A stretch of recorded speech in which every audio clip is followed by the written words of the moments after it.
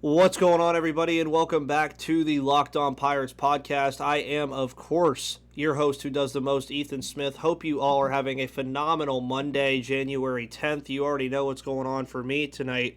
Go Dogs against the Alabama Crimson Tide. But welcome again to the Locked On Pirates podcast. Of course, every Monday we are joined by the awesome Gary Morgan. And on today's episode, it is January 10th, and as a lot of people have stated right now about the CBA, the only news is no news. So is the likelihood of the season losing games growing with the CBA lockout? And we're also going to talk about the international free agent signing market and how the Pirates have done very well in that market with certain players here on today's episode. Of course, thank you for making me and Gary your first listen every Monday on the Locked On Pirates podcast. You can listen wherever you find your podcasts on Odyssey, Spotify, Google Play, and of course YouTube.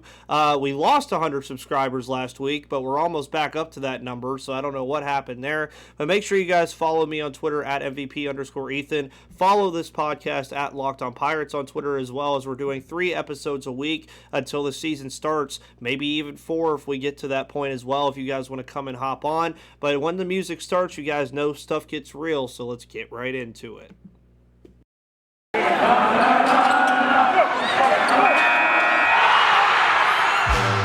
You are Locked On Pirates, your daily Pittsburgh Pirates podcast. Part of the Locked On Podcast Network, your team every day.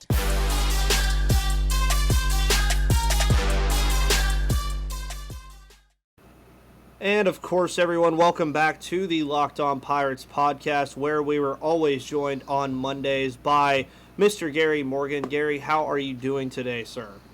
I'm doing good, man. I'm a little tired. Stayed up late to watch that game, so. Yeah, and I mean, again, and for me, it's going to be a double dose of double downing on that, because I'm pretty sure the national championship game will probably not end until like 11:45 tonight.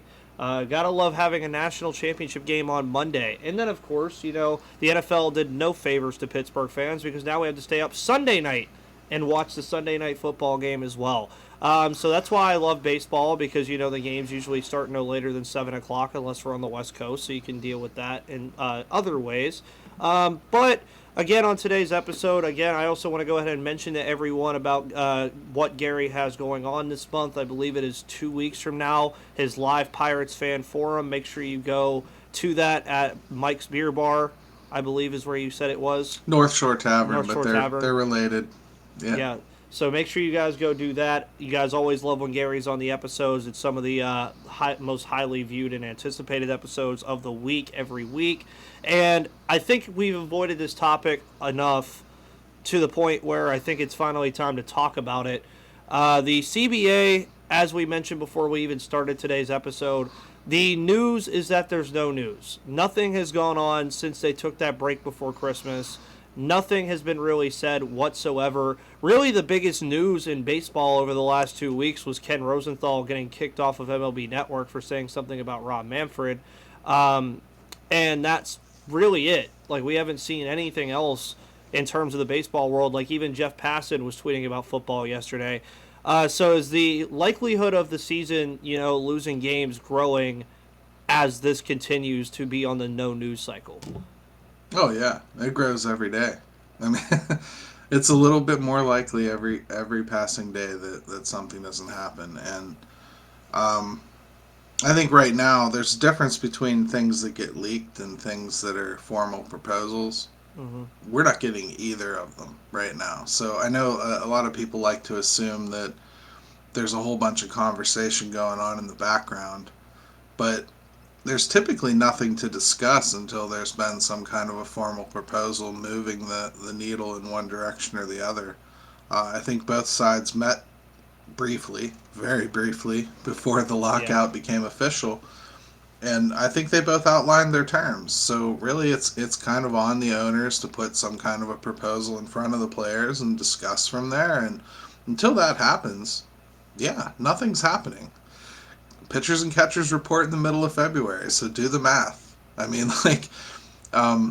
they have about a month to figure things out, and if they don't, within the next couple weeks, I think you start to threaten that a little bit.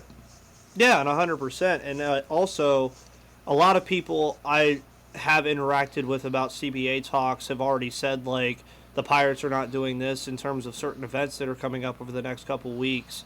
And how does this affect, I would say, this is really my strong question, how strongly does this affect what the Pirates are wanting to do in 2022? Because every podcast we do, we mention spring training battles that are going to be around positions of need, around positions that are very important. You can't really have that if this happens. I mean, you can, because you're going to still probably have some sort of spring training, but you would like to still have that full spring training. So how does that affect what Pittsburgh is going to do moving forward? I mean, first thing we have to do is just be honest about spring training. It's really going to hurt the pitchers a heck of a lot more than it's going to hurt the position players. Yeah. So, I don't worry too much about like who's going to play right field or who's going to win the shortstop job or whatever. They'll be able to get through that just fine. The pitchers are what I'm concerned about. There's real battles to be had there for the bullpen and the starting rotation, and a whole lot of guys' careers are laying on that as to whether they're even going to make it to the show this year. Mitch Keller's one of those. He could literally start in AAA. So not having that spring training, that full normal spring training, that's where it hurts, is the pitching. So, yeah, and I mean, we saw that kind of effect in the 2020 season whenever these pitchers had 60 games. Some of them just couldn't get it going. Some of them were fresher than others. But it really, I think people underestimate the ideas, as you mentioned, of when these pitchers and catchers report in the middle of February. There's a reason for that. They have to get under their legs again. They go out there and throw a 95-mile-per-hour fastball over and over again in a game without any training, and you're probably going to hurt yourself. There's a high likelihood of that. And I think what a lot of people were looking forward to heading into this 2022 season was even last year, you saw guys like Max Scherzer, who his arm was just too tired to throw in the playoffs at one point. JT Brubaker's arm depreciated over the season. You saw that with multiple arms for Pittsburgh. And I think a lot of people in 2022 were looking at this, especially from the Pittsburgh side of things. As you mentioned already, there's a plethora of options here. And a lot of guys that need to get time to pitch, which means, okay, a full season, they're going to get their legs under them. But again, in a couple weeks, if they're not, or a month or so, if they're not reporting, you could be looking at the same problem across all of baseball again, with pitchers having to be on very slim pitch counts, 5 innings of pitching again, and a lot of a mess. But again, for the Pirates, at least this time around, it seems like they'll still have options. It's just how well are those options going to play? Yeah, at least the beginning of the season would be affected. I think a lot of what happened last year was a reflection of just nobody getting stretched out because of 2020 being so short. This would be a little different. This would be a truncated training period, so I think you'd basically extend what you would do in spring training into the beginning of the season a little bit. So you'd have some guys that 4 innings is about their top of the mountain for a minute, and then as you get into May, you start seeing guys hitting 5-6 innings more regularly, things like that, which would be a welcome change for the Pirates if you looked at last season. Yes, it would. So I think I'm not like in dire straits concerned right now, but another couple weeks here, yeah, you have to be. You have to start thinking that way. Yeah, and it's unfortunate, too, because it's funny to bring up a story. Some of my coworkers at work, they know I do this podcast and everything, and they're like, so what are you talking about right now? I'm like, just, normal stuff. They're like, so when's the season start? And I say, I don't know.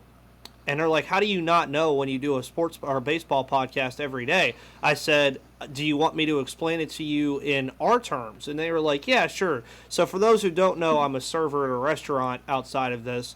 And I said it would basically be like this. Say our owner wants one thing and we want another thing, but they choose to shut the restaurant down until we do what they want to do. And when I said that, they were like, so is that what baseball's doing? I said, a little bit, yeah, but both sides want something and the other's not willing to give it up. That's what this all is. And that's why I'm finally happy. I'm kind of happy this has happened, because beforehand I was not very knowledgeable of CBA negotiations, how all this went down, what these teams wanted, what players wanted, and now I feel like I'm an expert at it, because I mean, I think everybody is at this point, because we all know about it now. And then before we move on to the next segment as well, one of the things that I'm really interested about in the comments I've seen is about the salary floor, salary cap thing, but we're not going to really talk about it like that. With this again happening, and if nothing really truthfully comes out of this that helps the game of baseball, is baseball just going to keep going down in popularity at some point? Because at this point, a lot of people just attribute baseball to older guys that watch baseball just because they used to still. They don't really think people even my age watch baseball anymore. So, is it going to go down in popularity? Yeah, depends where you live, man. I mean, like if you live in LA, no, you're gonna be fine. I mean, you're gonna watch the baseball just like you always have. New York, you're gonna enjoy it just like you always have. Boston, Chicago. There'll be people in every market that it doesn't really matter how the game is executed. They're gonna watch it and they're gonna enjoy it because they love baseball. Mm-hmm. They love pitching and hitting and fielding and every aspect of it, and they're gonna put up with it no matter how it goes. But as an overall sport, I guess if you're an owner, you're seeing the revenue go up for the league, and they're not really concerned with viewership going down in certain markets because they're making more money, and that to them is growth. You know, I think the NHL probably had the same kind of concerns back in the day when New York and LA were rolling things, and Toronto, and before they got their salary cap, and now the Pittsburgh Penguins are really the cream of the crop in the NHL as far as viewership goes out of market. So you couldn't say that without the salary cap. It's a different animal all in itself. I don't think they're going to end up coming to that in this negotiation. I'm hoping for just a little better, but at some point, yeah, to me it's unavoidable that they'll have to swallow the pill and do it, and there is never a time when I see it coming without a huge loss of games, even up to a season. Yeah, and I agree 100%. And before I make a final point about that and move on to our next segment, today's episode, of course, is brought to you by the wonderful people at Built Bar. Built Bar, of course, is the best tasting protein bar on the market, and there's so many flavors to choose from. You know, got all the really fun ones that I like cookies and cream, all that wonderful stuff.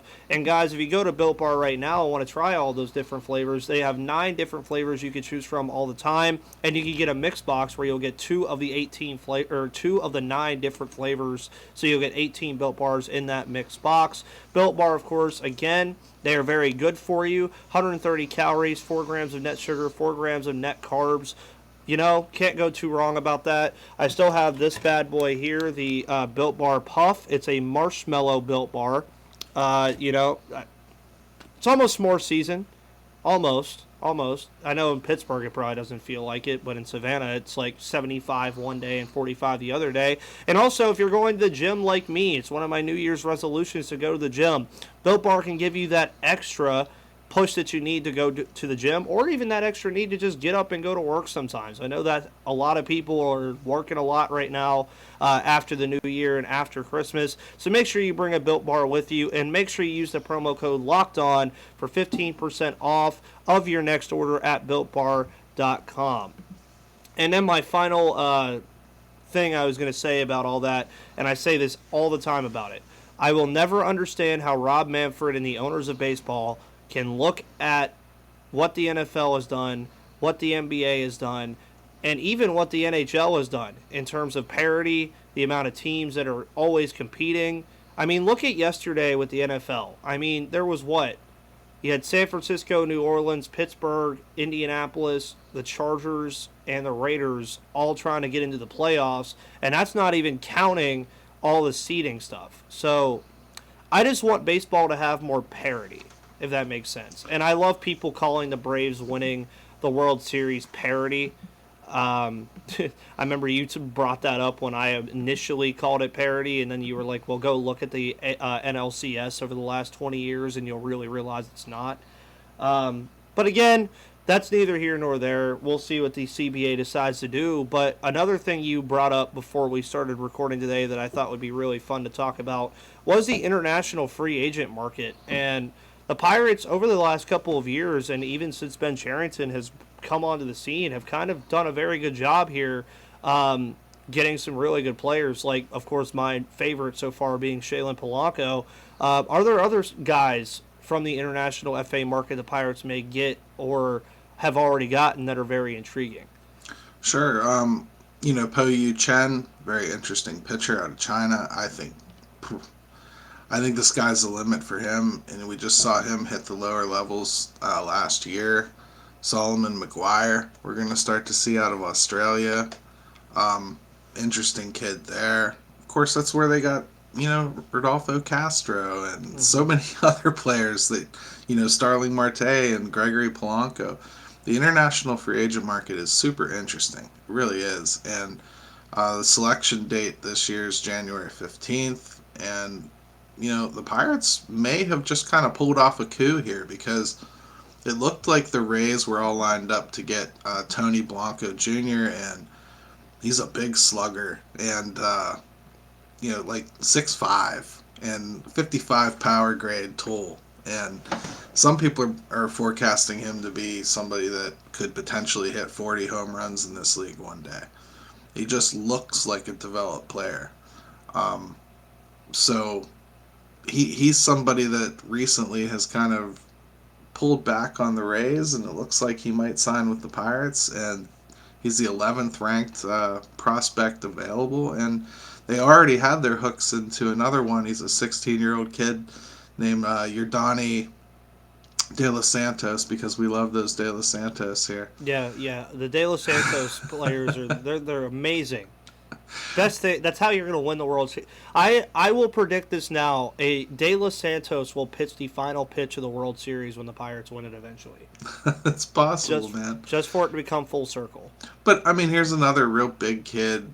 He's the number 12 prospect, and that's the kind of stuff that you have to do when you're a small market team. You got to win in this market. You have got to take some of the top talent available out there, and you got to pay for it. And baseball did not allow anybody to trade international spending room last year. So, they're only going to have a normal-sized amount of cash to actually float around this year. So to get two top 10-ish players out of it, yeah, really, really good signing periods. Looks like it's on our way. Nice. And the thing is, too, is as I mentioned, Shaylen Polanco, a lot of these guys, you're not going to see these guys for a while. Po Yu Chen is probably the one that you would see the most recently, I would say. Solomon McGuire as well, probably more recent than even Shaylen Polanco. But it's going to be a hot minute before you see these guys in a Pirates uniform, I would say. And I don't know if you agree with that or not. I don't know really timetables. Right. But again, Tony Blanco, I again have barely heard of the guy, but hearing 6'5", 230 with good power, that sounds like a guy I would draft in MLB The Show. See a 55 grade tool, 6'5", 230. Yeah, I'll take you, bud. Honestly, I don't care if you're 45 overall when you start. I'll take you right off the rip. And again, what's the one thing I love about baseball now is one of the things that some people hate. I love the home run ball. It's one of the best parts of watching a baseball game, especially when you're at home. If you're just watching single, double, like when you're at home, you're just like, okay, cool, this is fine. They're scoring runs. But then, like the Field of Dreams game, for instance, I was kind of into that game for some of it. And then Aaron Judge blasts that home run for the Yankees, and I just immediately sat up. I was like, okay, this whole game changed. And then, of course, Tim Anderson did everyone a favor and hit one in the bottom of the ninth inning. That was a super fun game, though. I really loved that. And I'm happy they're doing it again. I just wish the Pirates would have been in it, especially since it's a division rival game. I believe it's Cincinnati and Chicago. I'm happy they're doing it again. I think it's going to almost turn Winter Classic on us pretty quick, where it's not special anymore, if they do it too much. But one last note on the international market, because, like I read off all the list of stats there on Tony Blanco. When you're picking up a kid who's 16 years old, there's so much forecasting involved in that. Like, you're not looking at them as somebody that you're drafting and expect to put in your system tomorrow and have them hit. Mm-hmm. This is a kid that isn't even done growing. Yeah, so we could have another O'Neal Cruz on our Well, hand. Yeah, he's six. He's already thicker than O'Neal, which is crazy. Yeah. But 6'5", 230 right now at 16. So think about what a couple years of development do for him before he even hits the Pirates minor league system. That's why you do this, because you just have the ability to get special talents that otherwise wouldn't be available to you. So when we get back to the CBA and you start hearing them talking about potentially amending the way that the international draft is done, well, this guy wouldn't even be on the radar for a couple years, right? So it's just a game changer if you add them to the traditional draft. Yeah, it really. I mean, yeah, traditionally drafting them was well. I mean, where would this guy get drafted in a traditional draft, you think? I mean, unless they amended the rules to under 18 being available, he wouldn't. Yeah, fair enough. And that'd be and that's interesting too, because say the Pirates do pick him up and they do amend that rule, that's 2 years of development that you lose, like in your own system. Like, of course he's going to develop on his own time and everything like that, but that's a very interesting concept as well. And I mean, that's the reason I kind of like bringing you on here, is because there's a lot of stuff about baseball that I still don't know. I've watched the sport, played the sport, all that stuff, but I mean, I think one thing that people realize about this podcast in general is there's a lot of stuff about baseball that people, even like myself, don't know. It's just our job to let you guys know it. That's what it really is for. And then to end things on a more positive note today, of anybody right now on the current 40 or 26-man roster or 40-man roster, who do you want to see improve the most in 2022? Brian Hayes. 100%. I think I don't expect him to be 2020 Hayes, but I expect to see him look a lot more like that than he did last year. I'm willing to give him that the wrist and hand injuries really screwed him up. And I don't think that Eckstein was a very good hitting coach. So I'm kind of anxious to see what Andy Haynes can do with him. He's good at bringing out power. He really is. He's taken some free swingers and turned them into pretty good power hitters. So I'm interested to see what he can do with Ke'Bryan, and that's even pretending that Ke'Bryan's not already done it on his own with Charlie. So, Yeah, but I fully expect a healthy Ke'Bryan Hayes to impact this team very positively. You may find out the answer to that because Charlie Hayes listens to this podcast. He follows this podcast, so you may already find that answer out. He might comment on it about it. But guys, thank you for tuning in today, as always, on Mondays.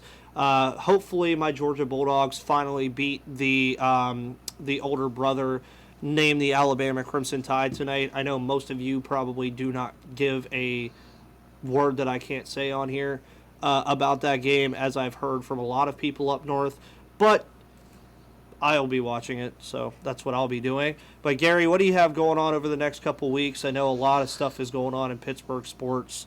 What do you got going on? Well, we got a playoff game next weekend, so there's that. The live event is the 22nd at 2 o'clock, North Shore Tavern. Show up, jump online. It'll be live either way.